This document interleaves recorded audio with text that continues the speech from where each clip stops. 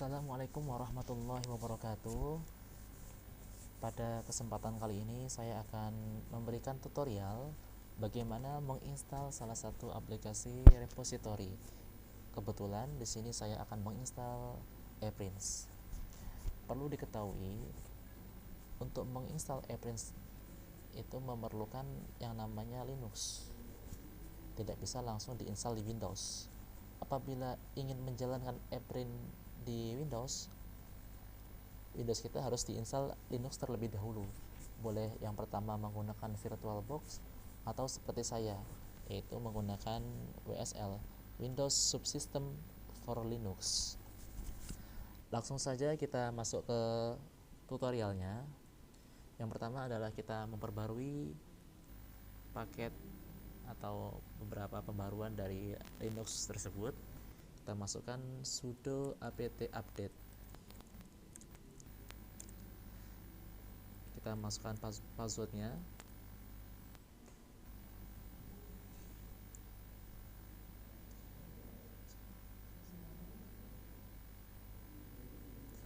Untuk kecepatan tergantung internet di rumah Anda.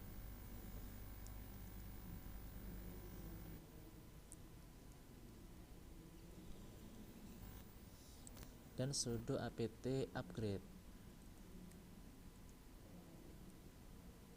Kita klik yes, enter.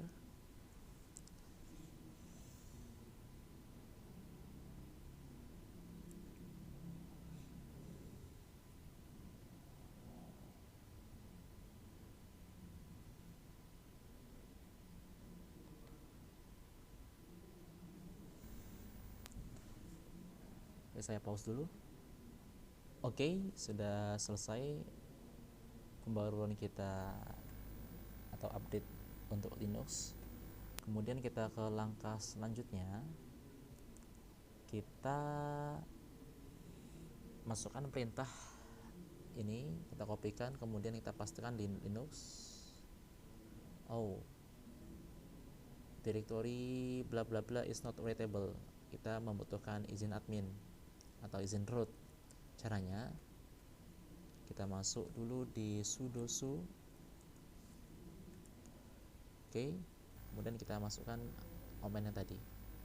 Kita copy lagi. Kita pastekan. Oke. Nah, lalu kita kopikan ini dan pastekan di sini. Kita Ctrl X, kemudian klik yes dan enter.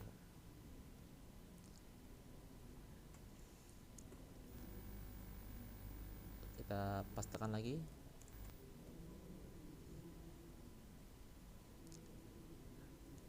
Kita lakukan pembaruan lagi, apt update, apt upgrade.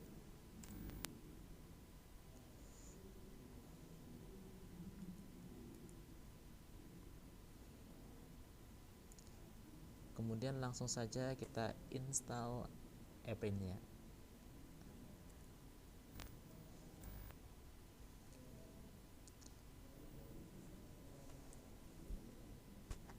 Oke, saya pause dulu ya. Ya, finish untuk menginstal ePrint-nya. Kemudian kita setting password MySQL-nya ya. Pertama kita masuk ke MySQL -o root. Kita enter. Kita gunakan use MySQL. Kemudian kita buat password MySQL-nya, yaitu ini adalah username MySQL kita, root. Kemudian di sini adalah password kita, yaitu rahasia. Atau bisa kita rubah yang bisa mudah diingat, yang gampang diingat, 1 2 3 4 5 6. Oke. Lalu kita enter. Terus flush privilege. Kemudian kita exit. Lalu kita konfigurasikan ePrint-nya. Yang pertama adalah kita beralih menjadi user ePrints dan membuat repository dengan mengetikkan su strip l ePrints. Lalu kita masukkan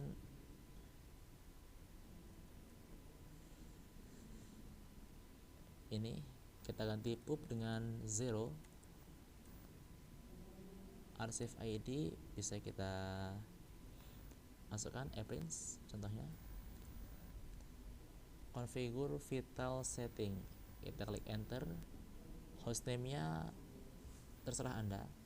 Di sini saya akan memberikan hostname repo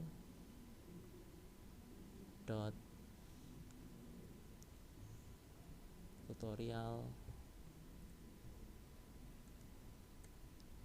.ut. Kita enter lagi,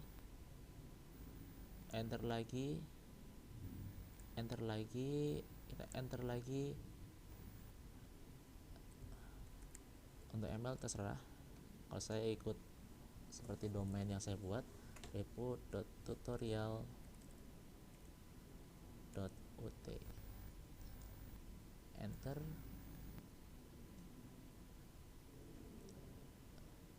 Lalu kita masukkan nama untuk repositori kita. Misalnya di sini saya akan buat kelas tutorial.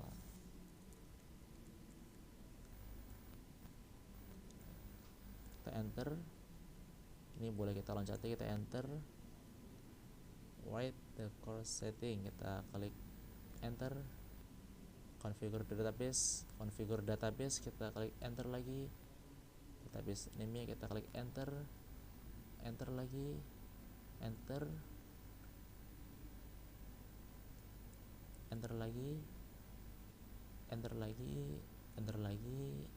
enter lagi. Oke, yes. And then yes.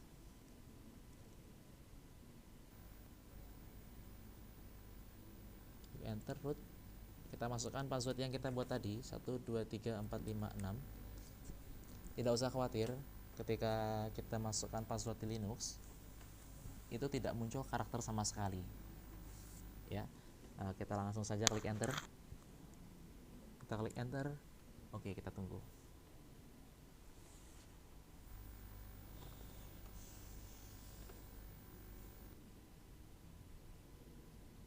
Sudah muncul create an initial user, kita klik yes, kita enter. Admin, enter. Kita masukkan enter lagi. Passwordnya boleh kita buat password baru. Kalau di sini saya samakan 123456. Emailnya juga saya samakan juga. Emailnya admin at apa tadi, repo.tutorial.ut. Enter lagi. Oke. Di sini kita hampir berhasil. Oke.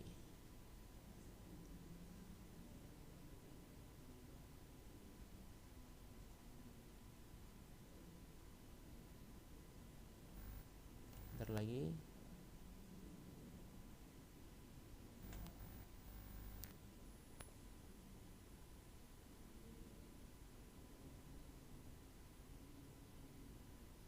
Oke, sudah berhasil.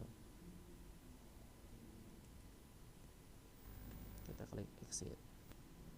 Nah, di sini sebenarnya kita sudah bisa mengakses repositori kita.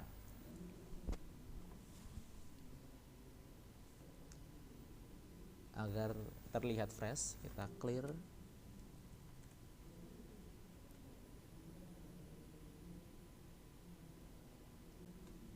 Lalu bagaimana cara mengakses repositori kita? Nah, kita buka di browser, kita buka tab baru. Kita ketikkan repo.tutorial.ut. Sebelumnya kita masukkan http terlebih dahulu. .2 / 2 kali. Belum bisa. Nah, caranya bagaimana agar bisa berjalan di Windows? Yaitu kita masuk ke Windows Explorer, lalu kita masuk ke local disk C, masuk ke folder Windows System 32,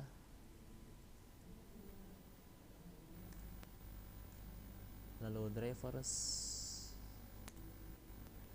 etc. Kita buka host, kita klik kanan, open with notepad. Nah, kita scroll ke bawah. Nah, di sini kita masukkan IP Linux kita. Caranya bagaimana? Kita masuk ke Linux kita, kemudian kita lihat dengan perintah command ifconfig. Oh, di sini belum bisa. Caranya bagaimana? Kita install dulu. Kita copy ini, klik, kita sorot, lalu klik Ctrl C dan Ctrl V, enter.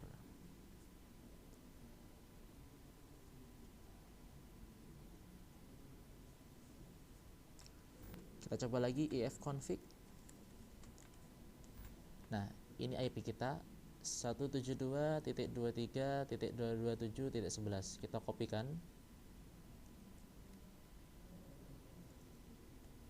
Kita paste di host. Kemudian di sampingnya kita tuliskan domain kita. repo.tutorial.ut. Kita klik save. Oh, harus memerlukan izin administrator ketika membuka Notepad. Gampang caranya. Kita buka di Windows, lalu kita cari Notepad, run as administrator. Kita open file tadi dengan klik Ctrl O, kita open, kemudian masuk ke Windows C, ke Windows System 32,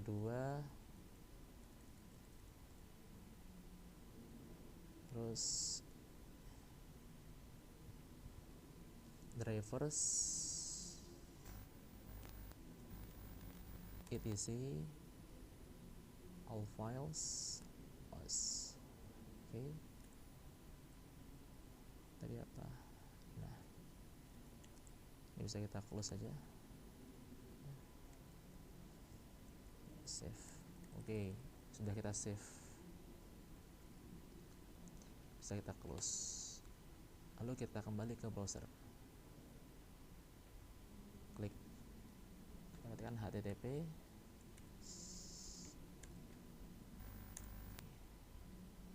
Nah,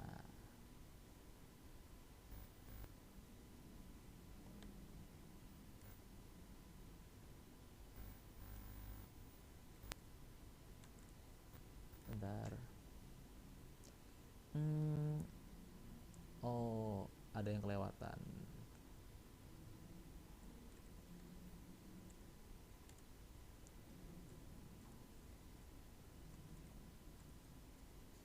Kita masukkan A2 Insight ePrints.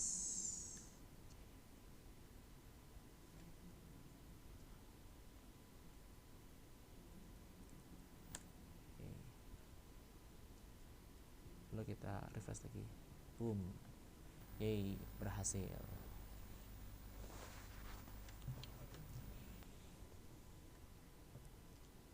Kita login di repository, username-nya admin, passwordnya 123456.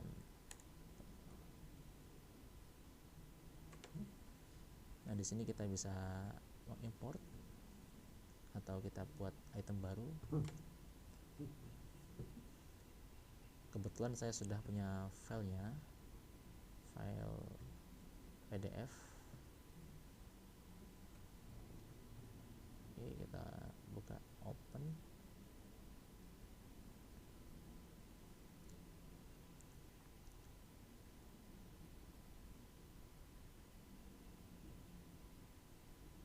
Lalu silahkan kita atur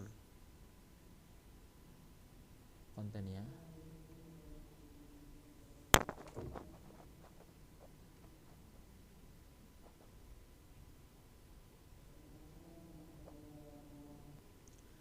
Oke, untuk konten saya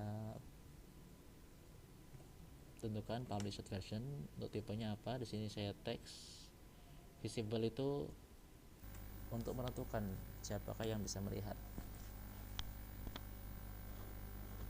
item ini, apakah semua orang atau hanya orang yang kita registrasikan atau hanya karyawan saja. Di sini saya set anyone, untuk semua orang. Nah, untuk license, jadi setiap jurnal itu ada lisensinya, bisa kita lihat.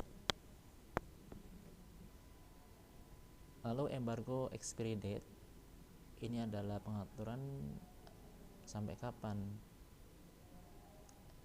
item ini bisa tampil di repository kita. Lalu lanjut, ini adalah bahasa teks kita. Kebetulan di sini adalah bahasa Indonesia ya.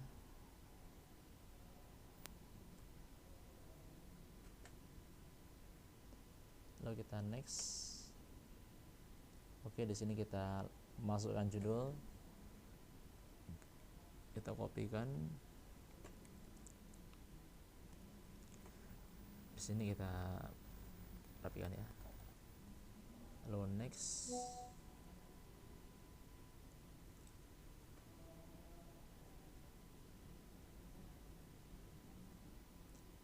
Oke, apabila di sini kita memerlukan subjek, bisa kita tuliskan, kita edit di bagian admin sini.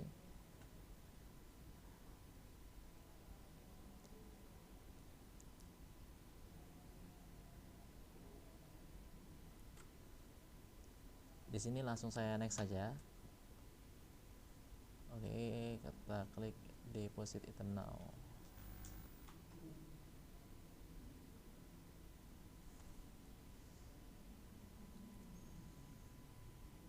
Oke, move to repository. Oke, sudah selesai.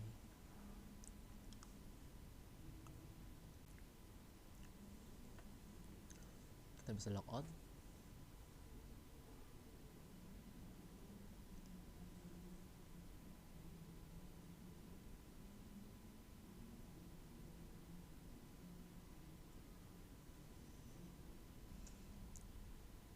Anggap aja di sini kita sebagai user lain, bukan admin. Bisa kita lihat di latest edition. Nah, di sini sudah ada item yang kita upload di repository milik kita sendiri.